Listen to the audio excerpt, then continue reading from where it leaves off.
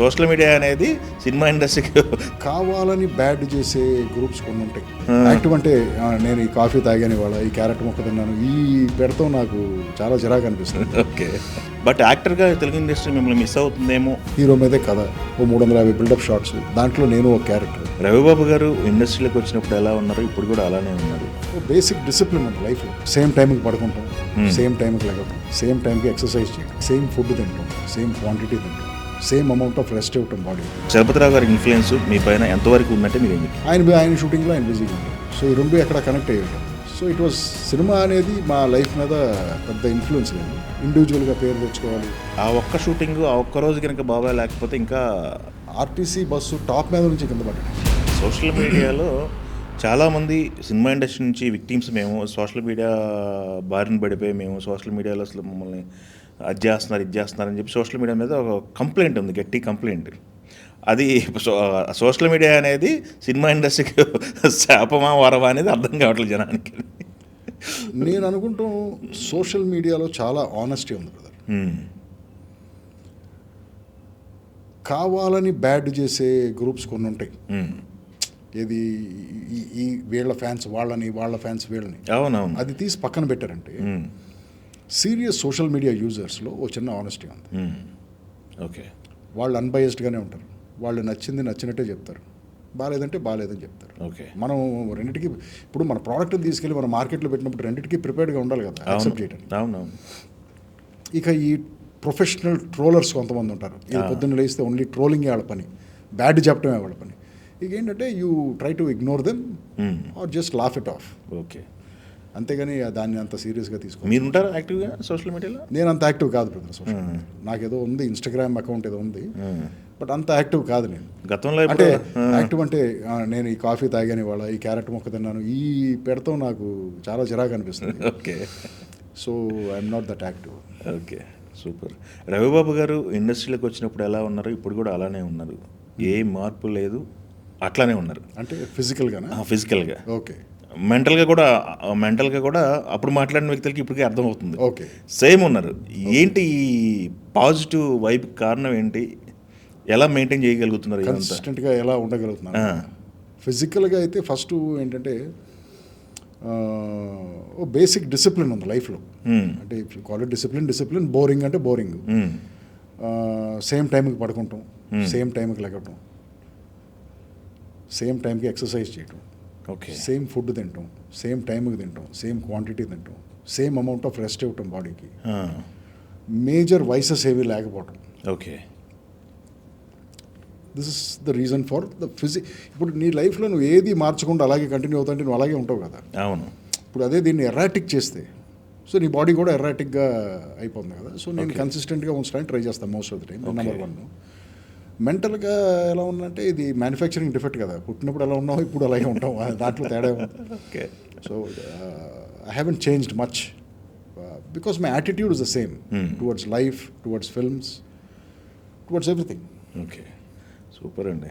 అయితే మీరు సినిమా ఇండస్ట్రీకి సంబంధించిన వ్యక్తి, సినిమా ఇండస్ట్రీలో వ్యక్తి ఫస్ట్ నుంచి కూడా ఇండస్ట్రీలో పుట్టి పెరిగిన.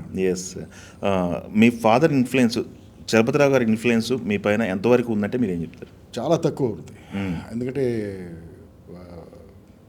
నేను పెరిగేటప్పుడు మా ఇంట్లో ఆ సినిమాటిక్ ఎన్వైరన్మెంట్ ఉండేది కాదు అసలు. అవునా? ఓకే, ఏం పెద్ద ఇంటి దాకా తీసుకొచ్చేవాళ్ళు కదా ఆ వాతావరణాన్ని? ఏం ఉండేది కదా, ఎందుకంటే మేము పెరిగేటప్పుడు కూడా మేము బిజీగా ఉండేవాళ్ళం కదా. చిన్న స్కూల్కి వెళ్ళటం రావటం, మా చదువులు, ఇక మా స్పోర్ట్స్ యాక్టివిటీస్, ఈ గోలే ఉండేది మాకు. ఆయన షూటింగ్లో ఆయన బిజీగా ఉండేవాడు. సో ఈ రెండు ఎక్కడ కనెక్ట్ అయ్యేవి కదా. ఆయన ఎర్లీగా వెళ్ళిపోయేవారు, లేట్గా వచ్చేవాళ్ళు, మేము సో ఇట్ వాజ్ సినిమా అనేది మా లైఫ్ మీద పెద్ద ఇన్ఫ్లుయెన్స్ లేదు. సో ఎప్పుడైతే ఆయన ఇంటికి వచ్చినప్పుడు, పైగా ఆయన సింగిల్ పేరెంట్, సో ఆయన సినిమాటిక్ లైఫ్ మా మీద పెద్ద ఇన్ఫ్లుయెన్స్ వచ్చారు. తర్వాత డిగ్రీలు ఈ స్టేజ్కి వచ్చేసరికి మనం ఇల్లు వదిలి వెళ్ళిపోయాం కదా. అవును, బయట చదువులకి, బయట దేశాల్లో ఉండడానికి వెళ్ళిపోయాం.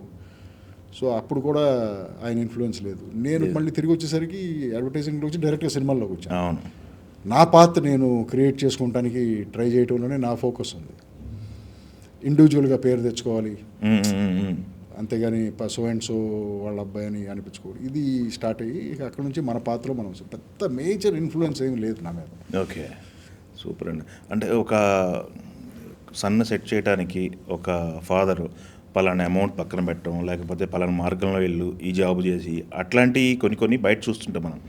మీ ఫాదర్ మిమ్మల్ని సెట్ చేయడానికి వేసిన పాత్ అంటే మీరేం చెప్తారు?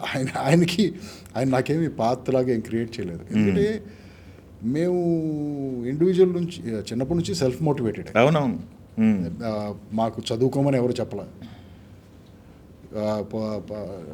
తొందరగా పొద్దున్న లేచి చదువుకోమని ఎవరు చెప్పలే, బాగా చదవాలి. మేము self motivated, always competent అకాడమిక్స్లో.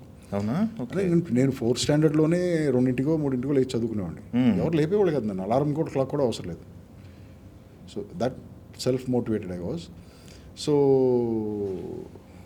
Education విషయంలో కూడా డెసిషన్స్ అన్నీ నావే. ఓకే. ఆయన నాకేమి ఇది చదవాలి అది చదవాలని కూడా ఏం చెప్పలేదు. సినిమాల్లోకి రమ్మని కూడా చెప్పలేదు ఆయన. బై డిఫాల్ట్ వచ్చాను నేను. సో ఇక ఆయన నాకు చేసిన బెస్ట్ థింగ్ ఏంటంటే ఆ ఫ్రీడమ్ ఇచ్చేయటం. Okay. Go and figure out your life for yourself ఎస్ అనేది. సో ఐ థింక్ ఇలా తయారవడానికి కారణం అదే. ఓకే. అఫ్కోర్స్ చైల్డ్హుడ్లో ఏమైనా మిస్ అయ్యేవాళ్ళ? ఎందుకంటే పొద్దున ఎప్పుడో వెళ్ళిపోయేవాళ్ళు, ఆయన సాయంత్రం ఎప్పుడో వచ్చేవాళ్ళు. తెలిసేది కాదు బ్రదర్ నాకు, ఎందుకంటే మేము కూడా ఏదో యాక్టివిటీలో ఉండేవాళ్ళు కదా, యాక్టివిటీస్లో ఉండేవాళ్ళం కాబట్టి తెలిసేది కాదు. మీ సిస్టర్స్ మీకంటే పెద్దోళ్ళ చిన్నోళ్ళ? అందరం 2 years గ్యాప్లో ఉన్నాం. నాకంటే చిన్నోళ్ళ. Okay okay okay. సో ముగ్గురు ఉన్నారు కాబట్టి మీ పనులు మీరు చేసుకో, ఎవరి పనులు వాళ్ళు ఉండేవాళ్ళు. ఇక ఎస్ ఎస్. అంటే బాగా చిన్న వయసులో మా మదర్ పోయారు కాబట్టి మాకు అసలు గుర్తు కూడా లేదు. సో మదర్ లేకపోవడం మీరు మిస్ అవుతున్నారని నన్ను అడుగుతారు, బట్ అసలు అది తెలియదు కదా నాకు, ఉంటే ఎలా ఉంటుందనేది తెలియదు కాబట్టి. సో మిస్ అవుతున్నామా లేదా అనేది కూడా తెలియదు. ఎస్. చిన్న వయసు అంటే నాకు తెలిసి 10 years, 5-6 years. నేను 6 years అనుకుంటాను. మా సిస్టర్ 4, ఇంకో సిస్టర్ 2, అంతే. బాగా చిన్న వయసు. Okay okay. 10 years కంటే గుర్తుంటుంది కదా.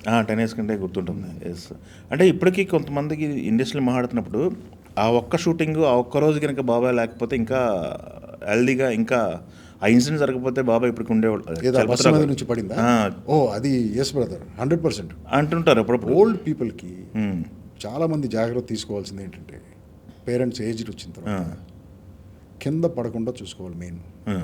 ఎప్పుడైతే ఆ ఫస్ట్ ఫాల్ పడతారో అక్కడ నుంచి ఓల్డ్ పీపుల్కి కాన్ఫిడెన్స్ పోతుంది.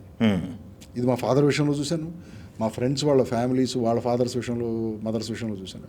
ఫస్ట్ టైం పడతారు, బాత్రూంలోనూ జారి పడతారు, లేకపోతే ఎక్కడో జారి పడటం, మెట్లు దిగేటప్పుడు పడటం. ఆ పడిన తర్వాత నుంచి కాన్ఫిడెన్స్ పోతుంది.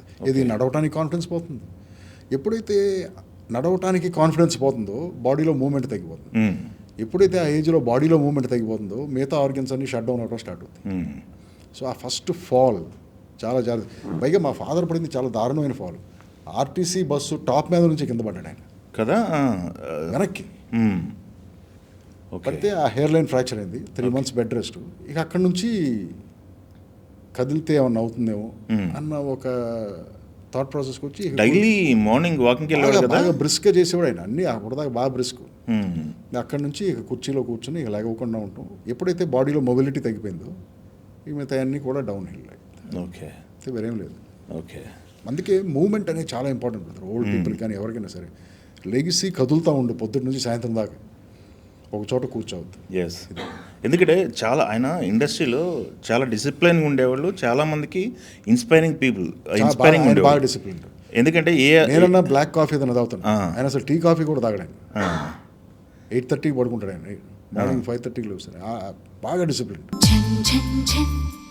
తెలుగు వన్